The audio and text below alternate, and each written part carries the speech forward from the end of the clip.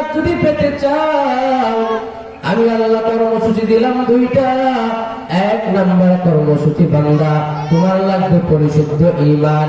এর নবীর উম্মতের দল, এই রমজান মাসে ঈমানটাকে পরিশুদ্ধ করা লাগবে।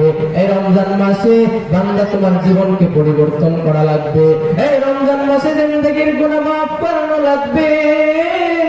এই রমজান মাসে যদি বান্দা তোমার মধ্যে কোনো পরিবর্তন না আসে, তাহলে কাল কিয়ামতের ময়দানে আমার আল্লাহ তাআলার আদালতে যখন মালিকের কাঠগড়ায় দাঁড়ায় যাবা, আমার আল্লাহ তাআলা যখন বলবেন, এই রমজান পাওয়ার পরে আমি আল্লাহর কাছে কেন তাওবা করো নাই?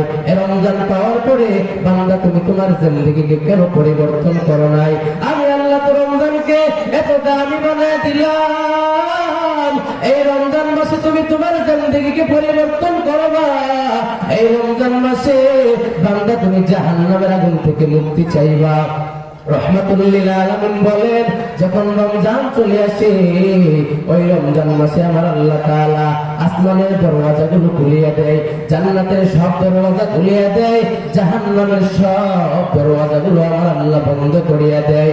যত শয়তান আছে ওই সব শয়তানগুলোকে আমার আল্লাহ তাআলা শিকল দিয়া বন্দি করিয়া দেয়। কারণ হলো এই রমজান মাস বড় দামি একটা মাস। এই মাসে আমার কোনো বান্দা যেন গুনার মধ্যে লিপ্ত না হতে পারে। এই রমজান পাওয়ার পরে বান্দা যেন রমজানের একটা রোজাও যেন না ছাড়তে পারে।